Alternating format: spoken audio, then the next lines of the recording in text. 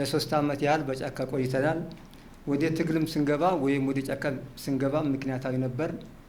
አሁንም ደግሞ የሰላምን አማራጭ ተቀብለን ስንመጣ በምክንያት ነው።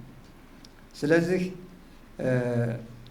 ቅድም የሰላም ሚኒስትሩ እንዳሉት አቶ መሐመድ ይሄ ውይይት ዛሬ የተጀመረ አይደለም። የሰላማዊ መንገዱ የተፈለገበት ምክንያትም አለ። ስለዚህ ይህንን ውይይት ዛሬ የተጀመረ ሳይሆን ለ1 ዓመት ያህል የተካሄደ የሰላም ውይይት ነው። የዛሬ ዓመት ጥር ወር ላይ ዳውንት ላይ የአፍሪካ ህብረት ኢጋድም መጥተው እኔም ባለሁበት ጠቅላላ ውይይት አድርገናል። በዛ ውይይትም በጥሩ መንፈስ በጥሩ መግባባት ነው የተለያየ ነው። በግብታዊነት የተደረገ ነገርም አይደለም። እስከዛሬ ጥር ድረስ ለ1 ዓመት ያህል የተደረገ ውይይት ነው፣ ንግግር ነው። ህጋዊነትን ተከትሎ እየመጣ እንጂ ሰዎች እንደሚሉት በክዳት ወይም እጅ በመስጠት በሚባለው እንዳልሆነ ሁላችንም ማወቅ አለብን ነው። ሌላኛው ይሄ የአሁኑ ስምምነት ወይም የፊርማ ስነ ስርዓት ዛሬ የመጀመሪያ ጊዜ ሳይሆን ባለፈ ቀደም ብሎ የመጡ ወንድሞቻችን የተፈራረሙበት አለ። የዛሬውም የፊርማ ስነ ስርዓት ያንን የሚያጠናክር የሚያጎለብት እንጂ የተለየ ነገርም አይደለም።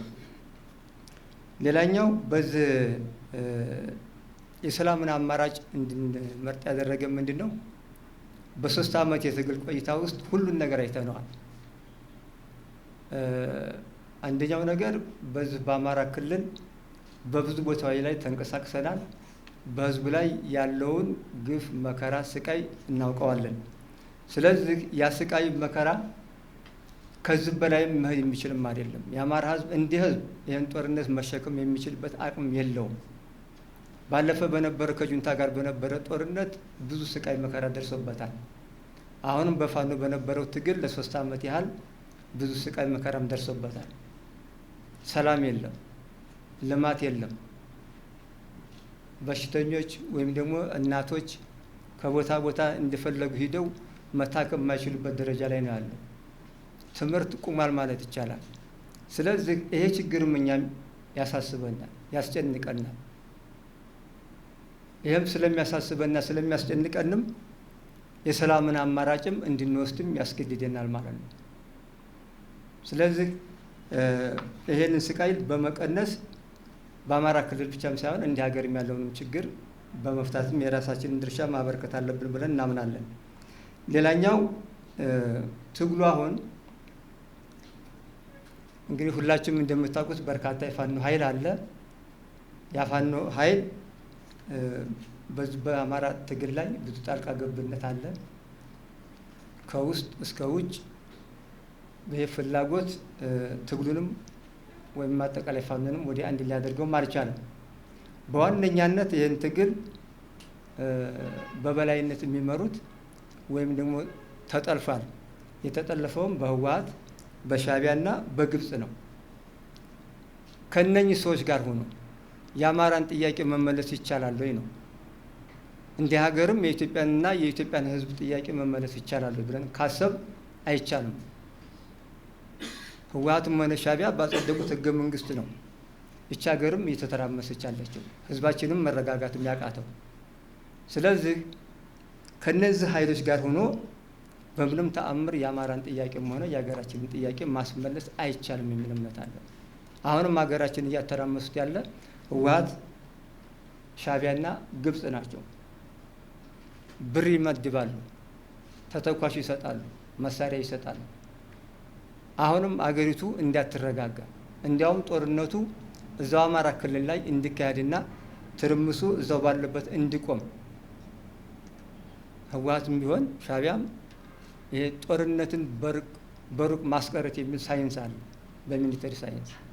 ስለዚህ ወደ እነሱ ማንኛውም አይነት እርምጃ እንዳይወሰድ፣ ትንኮሳ እንዳይደረግ ጦርነቱ እዛው አማራ ክልል ላይ ትርምሱ እዛው አማራ ክልል ላይ እንዲቀጥል የሚያደርጉበት ስትራቴጂ ነድፈው እየሰሩ ነው ያለው። ይሄንን እኛ መቀበልም አንችልም። እንደ አማራ ምንም እንኳን በአማራነታችን ተደራጅተን ብናታግልም የኢትዮጵያን ህዝብና ኢትዮጵያን በመርሳት አይደለም። አማራን ከኢትዮጵያ ህዝብ ከኢትዮጵያ መነጣጠል አይታሰብም። አማራ ከኢትዮጵያ ህዝብ ጋር አማራ ከኢትዮጵያ ጋር ውህድ ነው። ለሰከንድም የምትለየው ነገርም አይደለም። ስለዚህ የሀገራችንም ችግርም ስለሚያሳስበን እኛ ይህንን አማራጭ እንድንወስድ አድርጎናል ማለት ነው። ስለዚህ በዚህ በፋኖ ትግል ሌላኛው ያለው ችግር ምንድን ነው?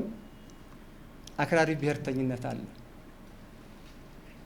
እኛ አክራሪ ብሔርተኝነትን አንፈልግም። ምንም እንኳ በአማራነታችን ተደራጅተን ብንታገልም ብናታግልም አክራሪ ብሔርተኝነትን አንቀበልም። አክራሪ ብሔርተኝነት ለ35 ዓመት ያህል ከዛም በላይ አየ ነው።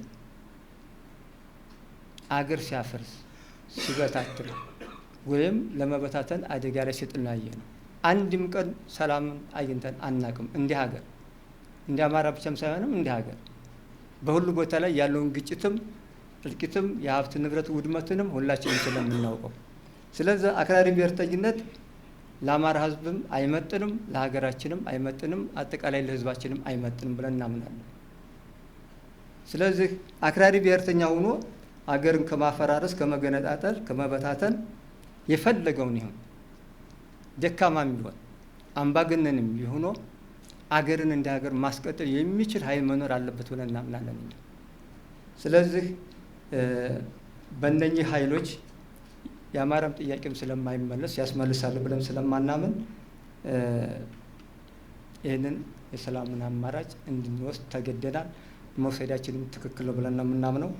በሌላ በኩል ላስተላልፍ የምፈልገው መልእክት በዛ አጋጣሚ በአፋሕድ የሚሆን በአፋብኃ በነበረው የነበሩ ኃይሎች አሉ። የታጠቀ ኃይል አለ፣ በጫካ ላይ ያለ። ይሄ ኃይል አሁን የሚያደርጉት ትግል መሰረት ምንም ጥቅም እንደሌለው አውቀው የሰላምን አማራጭ እንዲመርጡ ነው ጥሬን ላስተላልፍ የምንፈልገው በዛ አጋጣሚ። ስለዚህ የህወሓት ተላላኪ ከመሆን የግብፅ ተላላኪ ከመሆን የሻዕቢያ ተላላኪ ሆኖ አገራችንን ከምናፈርስና ከምናተራምስ የክልላችንን ህዝብም ሆነ ሰላሙን ከምንነሳው ከምናተራምሰው ከዚህ ተቆጥበን የሰላምን አማራጭ ወስደን ከህዝባችን ጋር ሆነን ከክልሉ መንግስት ጋር ሆነን ከፌዴራል መንግስት ጋር ሆነን የክልሉንም ሆነ የሀገራችንን ህዝብ ችግር በጋራ መፍታት አለብን ብለን እናምናለን። ስለዚህ ይህንን ችግር ለመፍታትም ለማስተካከልም የሁላችንም ቀናነት ይጠይቃል። በክልሉ መንግስትም ቀና መሆን አለበት፣ በፌዴራል መንግስትም ቀና መሆን አለበት፣ በእኛም ቀና መሆን አለበት። ቅንነት ካለ የማንፈታው ችግር የለም ብዬ ነው የማምነው። ሌላኛው በዚህ ጦርነት ብዙ የተጎዱ ወገኖች አሉ። በተለይ ፋኖ አካላቸው የጎደለ ሕክምና የሚያስፈልጋቸው ብዙ ችግር ያለባቸው አሉ። እነኚህን በተለይ ዲያስፖራውም ሆነ በውስጥም ያለ ህዝብ እንዲረዳቸውና እንዲደግፋቸው ሕክምና የሚያገኙበት የሚረዱበት የሚደገፉበት ሁኔታ እንዲፈጠርና እንዲረዳቸው ነው ጥሬ ላስተላልፍ የምንፈልገው። አመሰግናለሁ። ወደ ጫካ ስንወጣኛ የተቆጠሩ ጥያቄዎች ይዘን ህይወታችን ለመስጠት ለህዝባችን ዋጋ ለመክፈል ነው የወጣነው። ከዚያ በላይ ዋጋ ከፍለን ደግሞ ከመንግስት ጋር ሰላማዊ ስምምነት ፈጽመናል ማለት ነው። በብዙ መንገድ እንደ ሀገር እንደ ህዝብ የደረሱ ጥያቄዎችን መንግስት ማዳመጥ ካልቻለን ነፍስ አንስተን መጓጋት አለብን ብለን ስንወጣ ጥያቄዎቻችን ቆጥረን ይዘን መንግስት ደግሞ ጥያቄያችሁ ምንድነው እስከሚልበት ጊዜ ድረስ ነው ውጊያ የሚያስፈልገው። ስለዚህ ይሄንን ጉዞ ለ3 ዓመት ያክል ሄደናል። አሁንም የቀጠናውን ሁኔታ አጠቃላይ የዓለምን ሁኔታ አይተን ተንትነን የሚሻለው መንገድ የትኛው ነው የሚለውን ረጅም ጊዜ ተወያይተንበት ጭምር እኛም በፋኖ በኩል መንግስትም እንደ መንግስት የገመገመው ያየው ነገር ኑሮ ነው ማለት ነው። ይሄን የሰላም ስምምነት ለመፈራረም የማስፈጸሚያ ሰነዶችንም ጭምር ለመፈራረም የበቃ ነው። የአማራ ፋኖ ህዝባዊ ድርጅት በፋኖ ትግል ውስጥ ብቸኛው የመጀመሪያው ድርጅት ነው። ሁሉንም ፋኖ ወክለን ነው ያለ ነው ማለት ነው። በመጀመሪያ በተለያዩ ቀጠናዎች በተለያዩ ክፍለ ሀገራት የነበረው ፋኖ ድርጅት የመሰረተው የአማራ ፋኖ ህዝባዊ ድርጅት ነው። ይሄን ነገር ግልጽ ማድረግ ስለሚያስፈልግ ነው። ከዚያ በኋላ የቡድንም የግልም ፍላጎት ያላቸው ኃይሎች አፈነገጡ የተወሰነ ያ አፋድ ነው የአፍሪካ ህብረትም ኢጋድም ሌሎች የአውሮፓ ህብረት ተወካዮችን በተገኙበት ውይይቶችን ያደረገው ከነዚያ ተቋማት ጋር ውይይቶች ሲደረጉ ሶስት መሰረታዊ ነገሮች እንደተነሱ እኔ በውይይቱ አልነበርኩም ያን የላክናቸው ተወካዮች ሪፖርት አድርገውልናል በመንግስት ያደረሰብን ያለውን ብለን ምን ወስደውኛ አስረድተናል ሁለተኛ ደግሞ የሰባዊ ድጋፍ የሚደርስበትን ሶስተኛው ጦርነቱ በሰላማዊ መንገድ የሚቋጭበት ነጥብ እነሱም የፖለቲካውን የቀጠናውን ጂኦፖለቲክስ እንደማስተካከል አንደኛው አላማቸው ይሄ ስለሆነ ማለት ነው እና በእነሱ ስምምነቶች ካለፍን በኋላ ይሄ ያልተመቻቸው ኃይላት በውጭም በውስጥም የተሰራው እንትን ይሄ ምክንያት አይደለም ባይዞ ምክንያት እየሰጠን አይደለም ለህዝብ በሚጠቅመው መንገድ ቁርጥ ብለን ዋጋ ከፍለናል እና አሁን የጂኦፖለቲክስ ሲተነተን በቅርብ ጊዜ ደግሞ እኒሁ አካላት የምክንያት የማስመሰል ነገር ሁሉ እናይስ ስለነበር ይሄን ግልጽ ማድረግ ለህዝባችን ያስፈልጋል በተጨባጭ ትግሉኛ በትግሉ ውስጥ እያለን ትግሉን እናግዛለን የሚሉ የውጭና የውስጥ ኃይሎች የሚፈልጉት እንዳይሞትም እንዳይድንም ነው ህዝቡ ዘላቂ የሆነ መተራመስ ውስጥ እንዲቀጥል እና የነሱ ፍላጎት ሀገሪቱንም መንግስትንም ያስጨነቁ ጉዳይ ማስፈጸም ነው እንጂ እኛ ሸንፈን የሚያግዙን ቢሆን ለመንግስት አዝነን አይደለም ይሄን መንገድ የመረጥነው እኛም እንዳናሸንፍ መንግስትም አገር ሰላም አድርጎ እንዳይመራ መሀሉ የትርምስ ቀጠና ሆኖ እነሱ የገበያ ግርግር እንደሚባለው አይነት ነው ሲኬድ የነበረው ማለት ነው በዚህ እንትን ውስጥ ይሄንኛ በጥልቀት ገምግመናል በነጥቦቻችን ቆጥረን እንደ ድርጅት የያዝናቸው ነጥቦች በባለፈው እና ካፒታል ማስረሻ ሰጤ ሲፈራረሙ ከዚያም በኋላ የቀሩትን ነገር ጦራችን ታች ድረስ አወያይተን ጥያቄዎቻችን ቆጥረን ያስቀመጥነው አፈጻጸሙ ላይ መንግስት ካለፈው ሂደት ሁሉን ነገር ተምሮ ይፈጽማል የሚልኛ ሙሉ እምነት አለን ሳናምን ስለማንፈራረም ማለት ነው አፈጻጸሙ የሚሆነውን ግን በጋራ ምን ይሆናል እምነቱ አለን በጋራ ምን ይሆናል አሁን ግን የቀሩት ወንድሞቻችን ደሞ አሁን በግርግሪያው ድርጅት መሰረትን ሁሉ ሲሉ ያያየን ስለሆነ እኛ ሁሉም ነገር እናውቀዋለን ለህዝብ እያንዳንዱን ነገር በጊዜ ሂደት እናስረዳለን ግን የተቆጠረ ጥያቄ ምንድነው ቢባል በጥያቄ ደረጃ ሀዚኛ ከተስማማንበት አንዳንድ ጊዜ የክልሉ መንግስትን በሰሞን ከነበረን ውይይት እኛም ይሄን ጥያቄ አስገብተናል ሲል እንትን ይለናል እንደዚያ ብቻ ሳይሆን የቀረ ምንድነው አሁን የምትታገሉበት ኮዝ ምንድነው በሚለው ጉዳይ ላይ ውይይትም አይፈልግም በዚያ በጣም አንዱ እንትን ያደረገን መንግስትን እንድንታገል ወጣን ሌላ የሚጨቁነንና ሐሳብ ምንም ይሄን ሐሳብ እንዳታነሳ ነው በመመራ መንገድ ነው የምትሄድ የሚልም ጭምር አምባገነናዊ ይዘት ያለው ማካሄድ ስለነበር እነዚህ ነገሮች አሁንም ጭምር ታርመው ሌሎች ወንድሞቻችንም የዚህ ስምምነት አካል እንዲሆኑ ጥሪም እናስተላልፋለን እንሰራበትም አለን ይሄን ጭምር በአግባቡ እንሰራበታለን እኛ ማንንም መንግስትን የሚታገልኛ አካል ከሰይጣን ጋር ሰራለው ብሎ ብሔራዊ ጥቅማችንም የአማራ ህዝብ ርስቶች ብለን እንታገልባቸውን ማሳልፎ ለመስጠት ኃይል ካለ እኛ ደግሞ ብሔራዊ ጥቅማችንን ለማስከበር ርስቶቻችንን ለማስጠበቅ የህዝባችንን ጥያቄ ለማስመለስ ከመንግስት ጋር በሰላማዊ መንገድ ተነጋግረን እንሰራለን ብለን የቆረጥነው ከባድ ውሳኔ ይሄ ነበር